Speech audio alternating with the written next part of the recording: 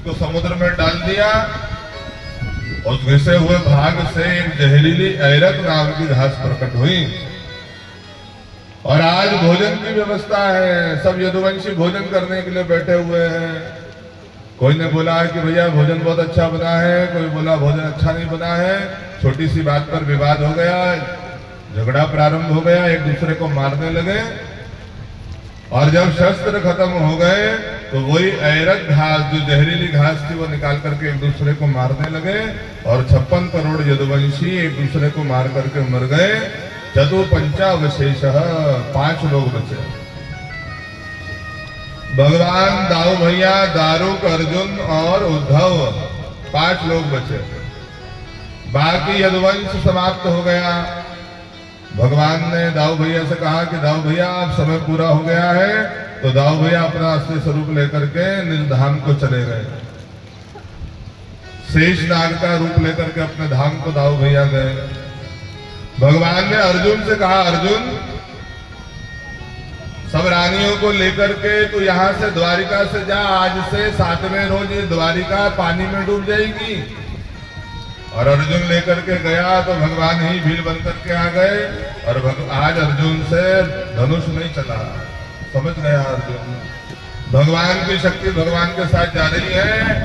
और भगवान ही भील बन करके रानियों को लूट करके ले गए और द्वारिकापुरी 7वें रोज पानी में डूब गई। मेरे भाई बहन, ये देह रूपी द्वारिका चाहे सोने से सजा लो, चाहे चांदी से मड़वा लो, जब 7वां रोज आएगा तो पानी में डूब जाएगी। ये द्वारिका पानी में डूब गई। और अब भगवान उद्धव से विदा ले रहे हैं और उद्धव भगवान के चरणों में गिर गया। उद्धव ने कहा, भगवान अभी अभी तो आप मिले थे, अब छोड़ करके जा रहे हो। भगवान ने कहा, उद्धव मेरा ये शरीर जा रहा है, मेरा ये तेज, मेरा ये ज्ञान, मेरा ये आनंद, मेरा ये प्रेम भागवत में रहेगा, तो भागवत के भरोसे रहना। और उद्धव को प्रबल वैराग्य के लिए भगवान ने 24 गुरुओं की दत्तात्रेय जी की कथा सुनाई। उद्धव को परम वैराग्य हो गया। उद्धव ने भगवान से प्रश्न किया, भगवान ये बताइए कि सबसे बड़ी अमीरी क्या है। सुनिए ध्यान से, सत्संग से बढ़कर के कोई अमीरी नहीं है। सबसे बड़ी गरीबी क्या है? असंतुष्टि से, असंतोष से बढ़कर के कोई गरीबी नहीं है। उद्धव ने पूछा, भगवान ये बताइए मूर्ख कौन है? मूर्खो देहा अहम बुद्धि। जो अपने आप को ये शरीर मान करके बैठा है वो सबसे बड़ा मूर्ख है। और पंडित कौन है, ज्ञानी कौन है? पंडितों मोक्ष बंधवित, जो इस माया के बंधन से स्वयं को मुक्त ना करवा ले, जो मुक्त करवा ले वो पंडित है। और भगवान ने कई प्रश्नों के जवाब दिए। उद्धव से विदा ले रहे हैं। उद्धव रोया चरणों में गिर करके भगवान के। और भगवान ने कहा, उद्धव यहां से बद्रीनाथ में जाना, वहां विदुर जी मिलेंगे। विदुर जी से कहना कि अंतिम समय में तुमको याद करता हूं। और उद्धव प्रणाम कर करके चला और भगवान पाटन तीर्थ में आ गए। द्वारिका को छोड़ करके भगवान पाटन तीर्थ में एक शिलाखंड के ऊपर बैठे हैं। एक चरण के ऊपर दूसरा पैर रख करके भगवान बैठे हुए हैं। और जो लोहे की थाल थी वो तो मछली ने खाई। मछली को किसी बहलिये ने पकड़ा और उसको पेट काट करके देखा, लोहे की थाल निकली, उसको घिस करके अपना बाण बना दिया। और जरा नाम का बहलिया वो बाण लेकर के, धनुष बाण लेकर के आज शिकार खेलने गया। और अपने शिकार का पीछा करते हुए जरा ने धनुष पर बाण रख करके कान तक खींचा, छोड़ा और वो बाण जाकर के भगवान के चरणों में लगा। और जो चरणों में बाण लगा, जरा आया अपना शिकार देखने के लिए और जरा ने देखा भगवान के चरणों में बाण लग गया है, घबरा गया। भगवान ने कहा, जरा तो जरा भी मत घबरा, तो पूर्व जन्म का बाली है, पिछले जन्म में मैंने देखो छुप करके मारा था, आज तूने मेरे को मार दिया, अपना भी हिसाब बराबर हो गया। और अब भगवान ने दारुक से विदा लिया, दारुक लौट करके गया, जरा लौट करके जरा को अभय दान किया, और भगवान ने चतुर्भुज नारायण रूप प्रकट किया है, 4 हाथ प्रकट किए हैं। आकाश मंडल में देवता उपस्थित हो गए, और देखते ही देखते भगवान का वो शरीर प्रकाश पुंज के रूप में परिणित हो गया, और भगवान अंतर ध्यान हुए। देवताओं ने जय जयकार करी, फूल की वृष्टि करी, और भगवान के तेज से भागवत का निर्माण हुआ। बोल द्वारिकाधीश की जय हो, भागवत भगवान की जय हो। भगवान स्वधाम चले गए, और इधर सुखदेव जी कथा सुना रहे राजा परीक्षित। भगवान स्वधाम गए, और आज वो 7वां रोज है जब तू मरने वाला है। सुखदेव जी ने पूछा, राजन 7 दिन तक के तूने प्रश्न किया, आज मैं एक प्रश्न कर रहा हूं, जरा जवाब दे, क्या तू मरेगा? और परीक्षित जी ने कहा, नहीं नहीं महाराज, मैं मर नहीं सकता, ना मेरा जन्म हुआ था, ना मेरी मृत्यु होती है, शरीर का जन्म है, शरीर की मृत्यु है, और मैं नित्य मुक्त अजर अमर आत्मा हूं, और आत्मा कभी मर नहीं सकती। और जो सुना पर सुखदेव जी ने प्रसन्न हो गए, अरे वाह राजन, जहां पहुंचाना चाहते थे वहां राजा पहुंच गया है। और सुखदेव जी ने कहा, राजन अगर तेरे मन में कोई प्रश्न हो तो पूछ, मैं तेरी मृत्यु को रोक सकता हूं। और परीक्षित जी ने कहा, नहीं नहीं महाराज, हाथ जोड़ करके स्तुति करी। सिद्धोस्मि अनुग्रहितोस्मि भवतः करुणात्मनः श्रावितोस्मि साक्षात् अनादिम निधनम हरि। महाराज आपकी बातों को सुनकर के मैं सिद्ध हो गया, मैं अनुग्रहित हो गया, कुछ सुनना बाकी नहीं है। और परीक्षित जी ने सुखदेव जी के को दंडवत प्रणाम किया, और सुखदेव जी भागवत के श्लोकों को गुनगुनाते हुए सभा से उठ करके चले गए। और जो सभा से उठ करके गए तो हजारों हजारों लाखों लाखों महात्मा बैठे थे, सबने एक स्वर में सुखदेव जी की जय जयकार करी। बोलिए सुखदेव जी महाराज की जय हो। और सुखदेव जी राजा परीक्षित की सभा से चले गए। राजा परीक्षित सभा से निकल करके अपने राज्य में आ गया। जन्मेजय ने, उसके पुत्र ने बड़ा इंतजाम किया, मगर मेरे भाई बहन, मृत्यु किसी की टलने वाली है, अटल सत्य है। एक फूल की टोकरी में कीड़े के रूप में वो तक्षक आ गया, वही माला राजा परीक्षित को पहनाई गई, और तक्षक ने विराट रूप ले लिया। राजा परीक्षित तो मुक्त हो गए थे आत्मा से, केवल शरीर जलना बाकी था, और तक्षक के काटने से शरीर भी जल करके भस्म हो गया। और राजा परीक्षित को लेने के लिए दिव्य विमान आया, विमान में बैठ करके परीक्षित जी भी भगवत धाम को प्राप्त हुए। बोलिए परीक्षित जी महाराज की जय हो।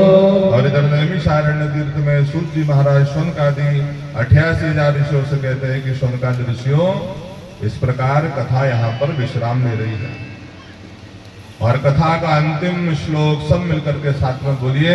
हाथ जोड़ करके सभी लोग बैठिए, कमर जरा सीधी करिए, हाथ जोड़िए और हमारे साथ दोहराइए, और कथा को यहाँ पर विश्राम करें।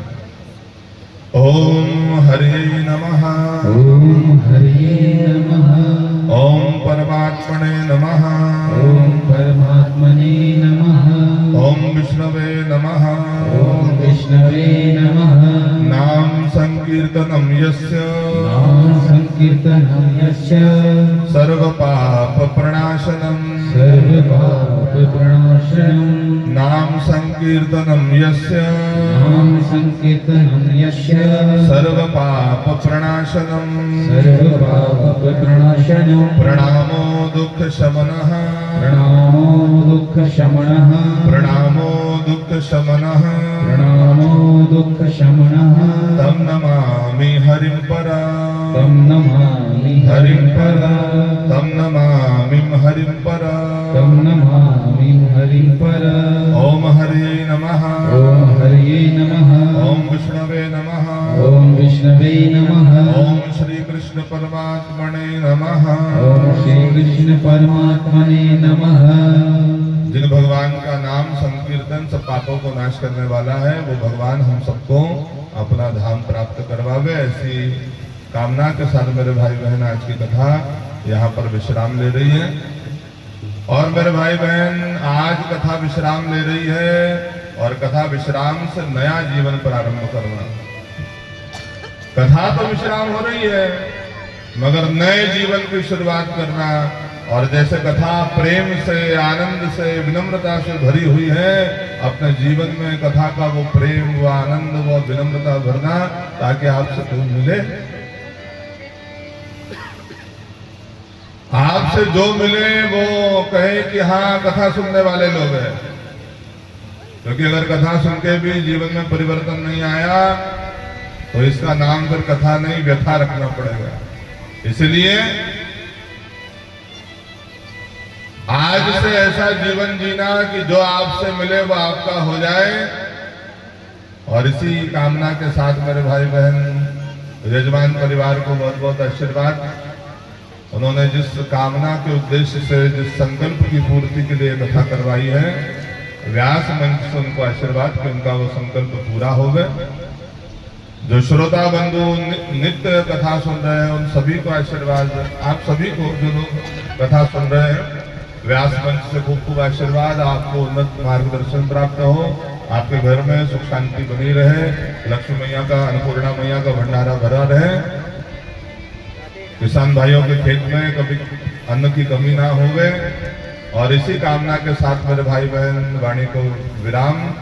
अगर मेरे वाणी से, मेरे कर्म से अगर कोई अपराध बना हो तो अपना छोटा भाई मान करके मेरे अपराधों को आप क्षमा करेंगे। इसी कामना के साथ सितारों को आंखों में महफूज रखना, बहुत देर तक रात ही रात होगी। सितारों को आंखों में महफूज रखना, बहुत देर तक रात ही रात होगी। मुसाफिर हो तुम भी, मुसाफिर है हम भी, फिर किसी भागवत में पुनः मुलाकात होगी। और इसी कामना के साथ मेरे भाई बहन मैं वाणी को विराम कर रहा हूँ। मेरी टीम का परिचय आप लोगों से कराऊं, जो मेरे लोग हैं जो कथा की सेवा कर रहे हैं। राधे राधे महाराज जी, क्षमा चाहूंगा, थोड़ा सा समय आपसे ले रहा हूँ। उसके साथ आइए जितने भी सज्जनगण, माता बहने इस 7 दिवसीय श्रीमद् भागवत कथा में उपस्थित होकर के कथा का श्रवण किया, उसके लिए सभी का हार्दिक हार्दिक अभिनंदन, वंदन। आइए हम चाहेंगे कि परिवार की ओर से व्यासपीठ पर विराजमान हमारे महाराज जी, आदरणीय दीपक दुबे जी, जिनका मूल निवास है मुल्ताई, माँ ताप्ती की गोद में बसे हैं, ऐसे महापुरुष हमारे बीच में उपस्थित होकर के हमारे श्री क्षेत्र की ज्ञान गंगा को बहाया। आइए मैं सर्वप्रथम गोड़की परिवार से ही डॉक्टर अनिल गोड़की जी, आपसे निवेदन करूंगा कि आप सब परिवार मंच पर पहुंचकर आदरणीय महाराज जी को तिलक कर छोटी सी भेंट प्रदान करें और पुष्पमाला से स्वागत करें। आदरणीय अनिल गोड़की जी।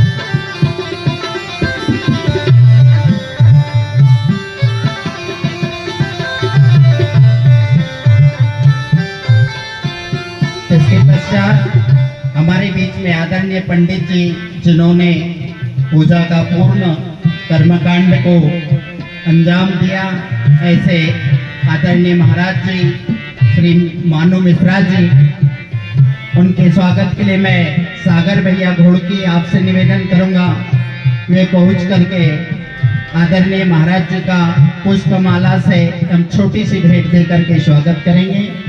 सागर भैया।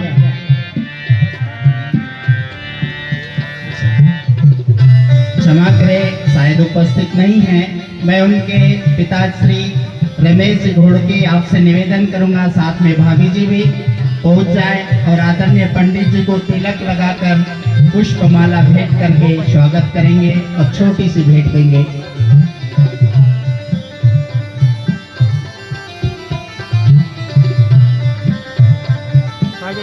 7 दिनों से बहुत ही सुंदर तरीके से मधुर स्वर में जैसे कि हमें बहुत ही आनंदित किया, ऐसी हमारी संगीत टोली जिसके स्वागत के लिए भी मैं आमंत्रित करूंगा